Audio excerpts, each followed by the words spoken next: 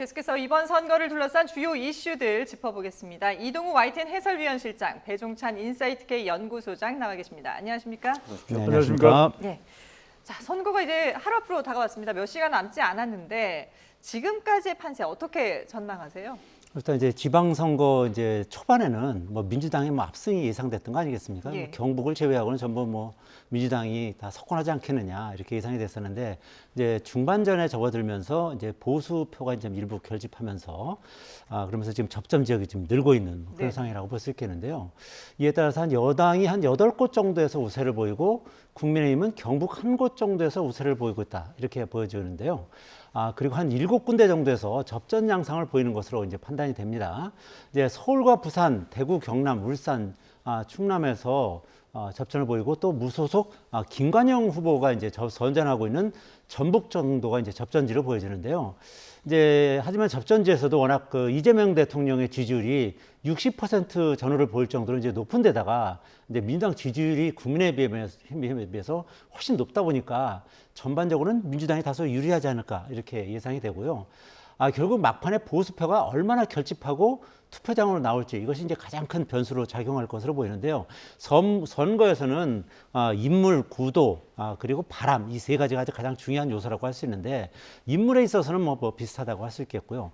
구도에서는 이제 전적으로 지금 민주당이 유리한 구도에서 시작하는 거 아니겠습니까? 예. 뭐 정당 지지율이라든지 뭐 대통령 지지율이라든지 여러 가지를 봤을 때는 뭐 절대적으로 민주당이 유리한 구도라고 볼 수 있고 이제 마지막 바람에서는 이제 좀 전에 말씀드린 것처럼 이제 보수표가 결집하는 상황인데 이 바람이 얼마나 셀 것인지 그리고 또 그 반대로 또 진보 성향의 표도 또 다시 얼마나 또 역결집을 할 것인지 이런 것이 가장 큰 변수다 이렇게 볼 수 있겠습니다. 네, 막판까지 누가 지지층 결집을 더 잘 시킬 것이냐 혹은 중도 소구력을 발휘할 것이냐 이 부분이 문제인데 지금 양당 대표가 바쁜 일정들을 소화를 하고 있습니다. 정청래 대표는 오늘 강원에서 시작해서 서울에서 피날레를 장식하고 장동혁 대표는 여의도 당사에서 시작을 해서 충남까지 지금 가게 됩니다. 이 양당 대표의 동선만 보더라도 뭔가 전략을 좀 엿볼 수 있을 것 같은데요. 그렇죠. 우리가 선거 때는 이제 롤링 캠페인이라고 해서 어디에 가장 큰 의미를 두느냐가 중요한데 민주당의 경우에는 이재명 대통령이 서울이 제일 중요해요. 서울 지면 다 지는 겁니다. 그러니까 서울이 국정 운영도 그렇고 앞으로 어떤 전국 지형에 있어서도 가장 중요한 것이 서울이거든요. 그러니까 네. 서울을 이겨야 된다. 서울의 어떤 상징적 의미를 비롯해서 상당히 전체적인 영향에 있어서도 서울이 가장 중요할 수밖에 없기 때문에 대통령과 민주당을 생각했을 때는 서울인 것이고 장동혁 대표는 좀 고차방정식이에요. 그러니까 이제 지역적으로 보면은 뭔가 다른 지역에 가서 장동혁 효과를 누릴 만한 데는 딱히 많지는 않아요. 그러니까 보수 고심점으로 지금 박근혜, 이명박 전 대통령이 나서는 상황이거든요. 네. 근데 이제 국회의원 지역구로 보면 부산 북갑인데 그건 좀 이따 말씀을 드릴게요. 예. 근데 그냥 이제 광역 지역으로만 본다면 충남이죠. 자기의 지역 기반이 있는 데다가 여기서 김태형 후보의 승리를 따내야만 그래야 적어도 내가 그래도 내 지역만큼은 살아있다. 홈타운 이펙트입니다. 이게 중요하고 또 하나가 그래서 김태형 후보가 당선되면 김태형 후보도 자신의 기반을 위해서라도 장동혁 대표를 밀치기 힘들거든요. 그러니까 그런 점에서는 여당은 또 민주당은 대통령은 서울 그리고 장동혁 대표는 물론 부산도 중요하고 울산도 중요하고 경남도 중요하겠지만 영남도 중요하겠지만 장동혁 대표 개인을 본다면 충남, 부산 북갑은 나중에 말씀드릴게요. 네. 장동혁 대표가 이제 충청권을 공략하는 이유에 대해서 설명을 했는데 그만큼 이제 이번 선거가 끝나고 나면 여야 할 것 없이 당 대표들의 거취도 이번 선거와 연결이 되지 않습니까? 어떤 네. 지역들을 좀 봐야 될까요? 그렇습니다. 이제 우선 서울과 부산이 이제 가장 중요한 이제 바로미터라고 할 수 있겠는데요. 왜냐하면 아시다시피 이제 서울은 지방선거의 꽃이라고 불릴 정도로 가장 상징성이 높은 데다가 이제 중도층 표심을 이제 그대로 보여주는 특징이 있기 때문이죠. 민주당 정청래 대표의 경우에는 서울과 부산에다가 전북 지사 선거도 대단히 중요할 수 있는 그런 상황입니다. 뭐 대립이 지금 문제 등으로 이제 김관영 지사를 민주당에서 일단 제명을 했는데 현재 각종 여론조사를 보면 이원택 민주당 후보와 접전을 벌이거나 또는 뭐 오차 범위 밖으로 김 후보가 이기는 여론조사도 제법 나오고 있거든요. 만일 전북에서 김관영 후보가 이길 경우에는 텃밭도 지키지 못하는 당대표가 전당대회 또 나오느냐 이런 뭐 비난에 직면할 수 있는 것이죠. 국민의힘 장동혁 대표는 서울과 부산 그리고 부산 북갑 국회의원 선거에서 한동훈 후보의 당선 여부가 가장 중요한 변수가 될 것으로 보입니다. 예. 장 대표는 선거에 앞서 인터뷰에서도 서울과 부산이 자신의 당대표직 유지에 가장 큰 변수다 이렇게 밝힌 적이 있고요. 또 부산 북갑에 출마한 무소속 한동훈 후보는 장 대표가 여러 가지 이유로 이제 제명을 했지 않습니까? 네. 이런 상황에서 이제 그 한동훈 무소속 후보가 금을 환영한다면서는 아무래도 이제 장 대표에게 최대 위험 요인으로 작용할 가능성이 높다고 볼 수 있겠습니다. 왜냐하면 이제 그 한동훈 후보가 이제 그 이 비주류의 구심점이 되면서 장동혁 대표를 위협하는 그런 요인으로 작용할 가능성이 대단히 높다 이렇게 예. 볼 수 있기 때문입니다. 두 분 모두 이제 서울이 이번 선거에서 가장 중요한 곳이다라고 짚어주셨는데 실제로 오늘 오전에도 두 후보가 설전을 벌이기도 했습니다. 직접 들어보고 얘기 나누겠습니다. 한쪽에서는 이 정책 선거 하자고 TV 토론을 요청하고 한쪽에서는 흑색 비방과 함께 또 댓글방을 운영을 통해 가지고 무분별한 그런 흑색 비방들을 조직적으로 전개해 왔으면 이미 언론을 통해서 알려진 바 있습니다. 이런 것에 대해서도 나중에 사법적 심판도 피할 수 없을 것이다. 그렇게 분명하게 말씀을 드립니다. 서울시를 초보 운전자의 연습 코스로 만들어드릴 수는 없습니다.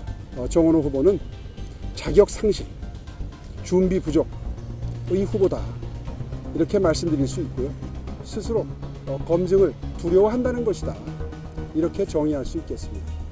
준비 부족 정원호 후보 지금이라도 사퇴하십시오.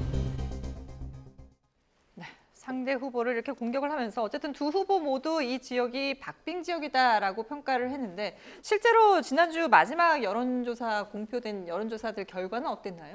대체로 여론조사의 추세는 마지막 발표 조사는 정원호 후보 뭐 이제 비등한 조사도 있습니다만 대등한 조사도 있습니다만 정원호 후보가 오차 범위 내는 오차 범위 바뀌든 예. 좀 우세하다 이렇게 볼 수가 있어요. 그 이유는 선거는 중요한 게 구도, 이슈, 인물인데 결국 대통령 마케팅과 부동산이 맞붙는 것이 서울 선거다. 그런데 대통령 마케팅이라는 게 워낙 강력하죠. 그러니까 이게 정원호 후보 대 이 오세훈 후보의 대결을 해야 되는데 이재명 대통령 대 오세훈 후보의 대결이에요. 이러다 보니까 오세훈 후보로서는 상당히 벅찰 수밖에 없다.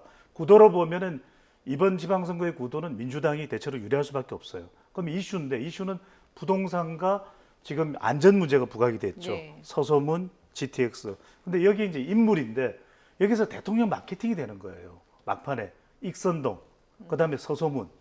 거기다가 이제 뭐 이 경찰에 또 압수수색도 들어갔잖아요. 예. 그러니까 오세훈 후보로서는 뭔가 자체적으로 본인의 이 현역 프리미엄에 플러스 부동산을 강하게 밀어붙여야 되는데 그러려면 지역적인 이 장점과 무기가 있어요. 강남 3구 플러스 강동구, 광진구까지 포함하면 이게 이 이른바 이 장기 보유 특별공제 장특공 영향을 받겠구나. 이런 무기를 내세울 수는 있는데 그러기에는 이게 또 안전 문제가 부각이 됐거든요. 여기에 대통령의 마케팅까지.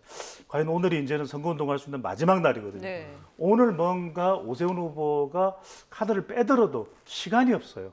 그러니까 이 부분이 결과적으로 남아있는 거 여러분들이 관전 포인트는 YTN 개표 방송을 보면서 관전 포인트는 6시, 오후 6시 일단 투표가 마감되고 난 이후에 개표될 때 또 최종 투표율이 이 강남 3구 플러스 강동 플러스 광진구의 투표율이 얼마나 높은가 이 점을 봐야 됩니다. 네.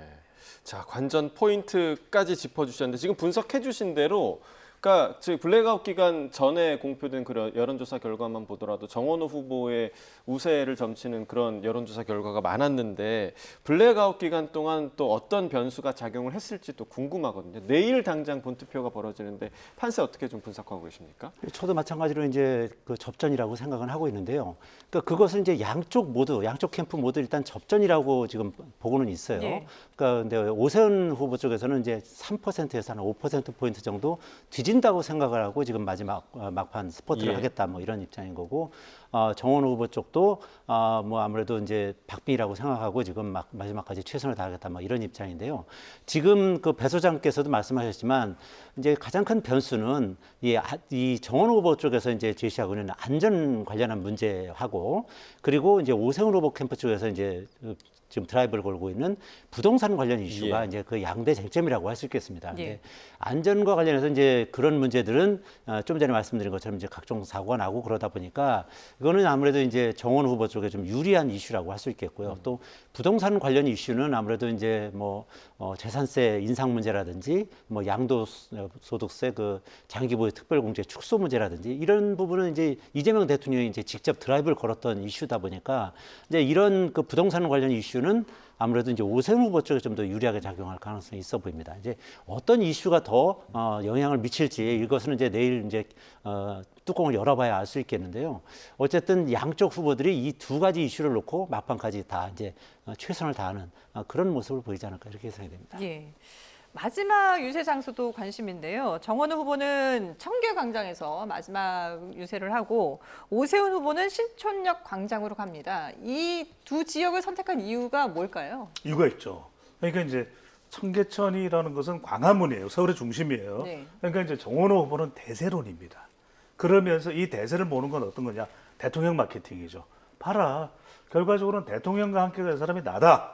대세론으로 시내 중심을 장악하면서 여기에서 강한 파괴력과 영향력을 강조하는 겁니다. 반면에 오세훈 후보는 지금 절실한 게 우리가 4년 전으로 거슬러 올라가 보면 또는 4년 전에서 1년을 더해서 2021년으로 가보면 그때 보궐선거에서 이길 수 있었던 원동력은 세대 포이론이거든요. 2030 이른바 신안보 세대 신청년 보수들이 상당히 적극적으로 투표를 해줬어요. 오세훈 후보에게. 네. 그러니까 그걸 노리는 거예요. 신촌은 젊음의 광장이죠. 여기서 야 2030 MZ 세대 날 찍어줘. 내가 오히려 서울의 미래를 만들 거야. 이걸 강조하면서 투표를 독려하는 거. 그러니까 정원호 후보는 대통령 마케팅, 반면에 오세훈 후보는 보수 성향이 강한 2030 MZ 세대들의 투표를 독려하는 그 의미가 담겨 있다고 봐야 되겠죠. 예. 네.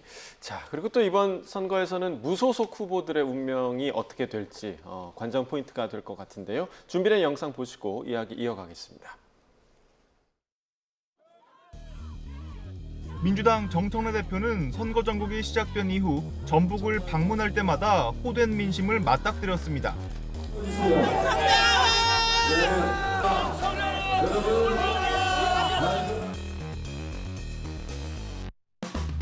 제가 당선되면 정청래 대표 사퇴합니다. 본인이 끝까지 사퇴 안 하고 버티더라도 연임은 어렵습니다. 그리고 제가 9월 달에 복당하겠습니다. 이것저것 복잡하게 생각하지 마시고 민주당 후보에게 투표해 주실 것을 간곡하게 호소드립니다.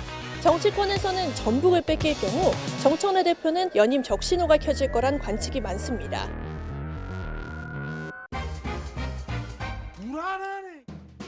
한동훈 후보가 나와가지고 보수를 재건하겠다 그러는데 지금 이 상황까지 오게 만든 사람이 누굽니까? 한 후보가 장도혁 지도부를 정조준하며 흐름을 탔다는 게 더 뼈아픈 지점입니다. 박민식 찍으면 장동혁의 당권이 연장되고 보수 재건이 불가능해집니다. 보수를 재건하고 이재명 정권의 폭주를 박살내는 역사적인 선거입니다. 전북의 패배나 국갑의 패배나 거대 양당의 뼈아픈 시나리오입니다.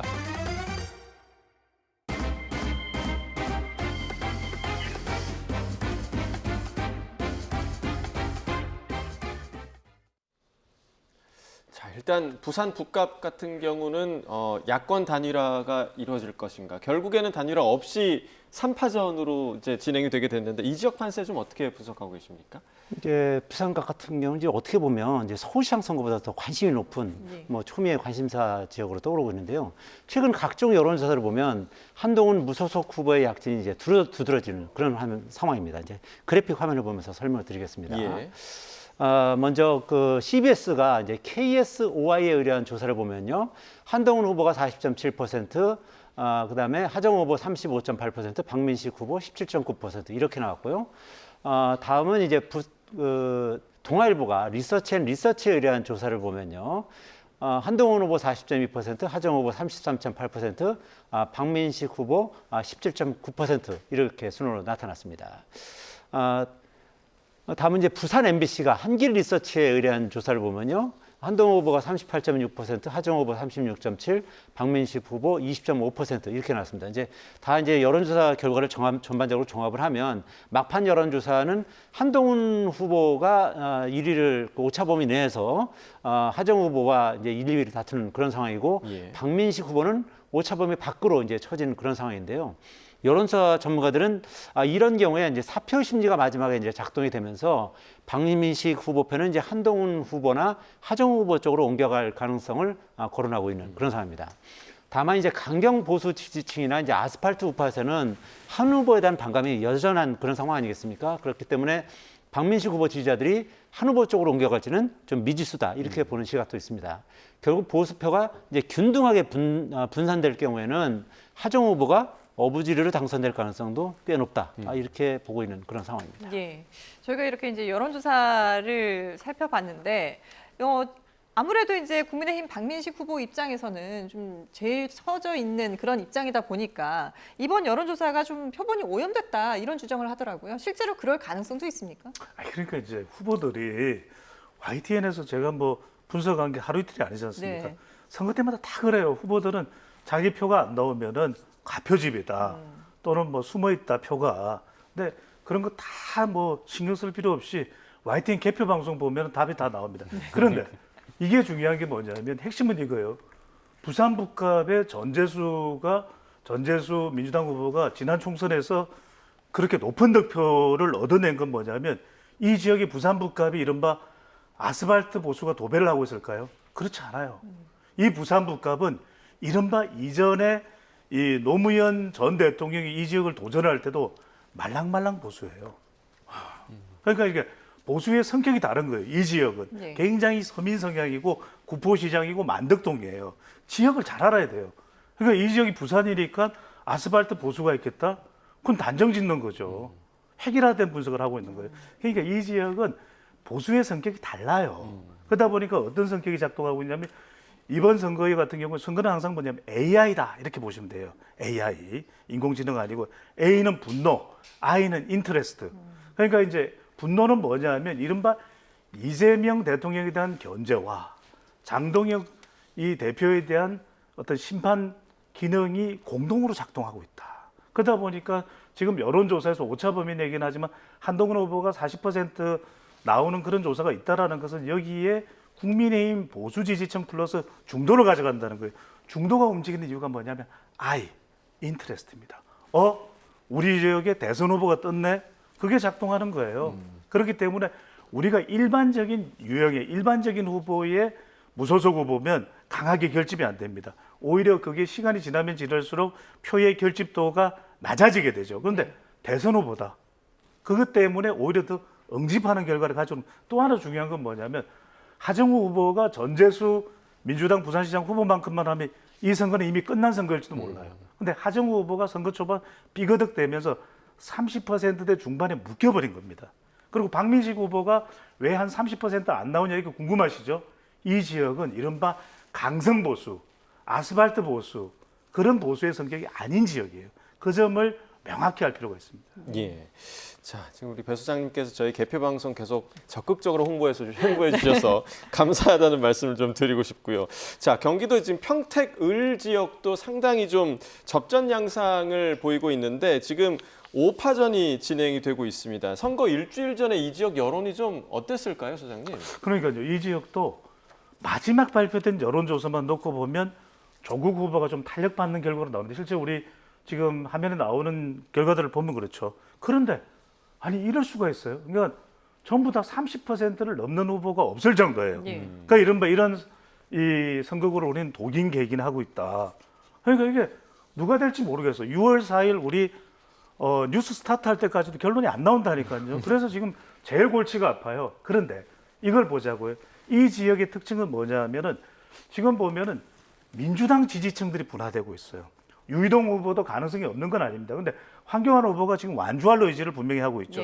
이러다 보면 유이동 후보는 발목이 잡힐 수밖에 없는데 결과적으로는 이 지역은 민주당 지지율이 높습니다. 근데 민주당 지지층들이 양분됐어요. 예. 그런데 민주당 지지율만 가져가면 김용남 후보는 이기는 선거예요. 묻지도 말고 따지도 말고. 그런데 지금 이른바 여기에서 개파가 구분되는 겁니다. 친청 친문은 조국 후보에게, 친명 민주당 지지층들은 김용남 후보에게. 근데 이게 보다 보니까 근데 지금 여러 가지 의혹이 터지는 상황에서 누가 더 응집력이 있을 것인가, 결집력이. 투표소로 가는 것은 분명히 선거 막판에 응집력이 어떻게 나타나는가 추세를 볼 필요가 있거든요. 네. 그런 점에서는 단언할 수는 없습니다. 누가 될지. 그럼에도 불구하고 선거 막판에 이 마지막 여론조사 발표된 결과들을 보면은 조금 이게 이 반발자 깻잎 반장 정도의 후보들 사이의 차이지만 조국 후보 쪽으로 조금 더 응집력은 붙고 있다. 이게 유지될지는 좀 지켜봐야 될 걸로 보입니다. 예. 자, 그런 상황에서 그러면 만약에 이제 평택을은 그동안에 계속 단일화가 될 것이냐 말 것이냐 이제 관심들을 가지고 있었는데 지금 얼마 남지 않은 상황에서 단일화가 막판 변수로 계속 남아 있을 수 있을까요? 뭐 여전히 이제 변수로는 남아 있다고 생각합니다.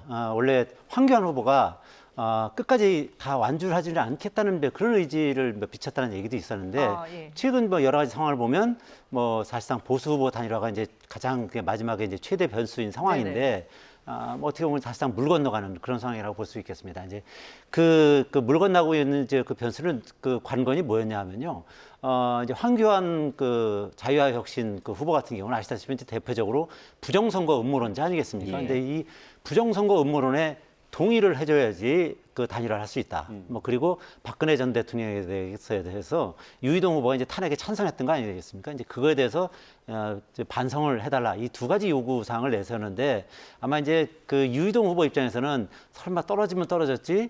뭐 그거를 받아들이기는 쉽지 않다. 이제 그런 판단을 하고 있는 것을 보여요. 모르지만 사람의 마음이라는 건 뭐 끝까지 가면 모르겠습니다. 아마 아까 여론조사 결과를 보면 단순 두 후보의 합산을 하면 아마 1위로 올라설 수도 있어요. 물론 이제 이미 사전 투표를 꽤 했고 그리고 이제 그 황교안 후보의 표가 전부 단일화 한다 그래서 유이동 후보로 전부 간다는 보장은 전혀 없기 때문에 네. 뭐 그렇게 뭐 단순하기는 어렵습니다만 어쨌든 그 여러 가지 상황으로 봤을 때 보수 후보 단일화는 쉽지 않고 만약에 이제 끝까지 보수 후보 단일화가 되지 않을 경우에는 지금 말씀하신 것처럼 조국 후보와 김용남 후보가 1, 2위를 다투는 그런 양상으로 가지 않을까 이렇게 예상이 되는 그런 상황이라고 볼 수 있겠습니다. 예, 알겠습니다. 자, 막판 지방선거 전 판세 분석해봤습니다. 이동우 YTN 해설위원실장, 배종찬 인사이트K 연구소장과 함께했습니다. 고맙습니다. 감사합니다.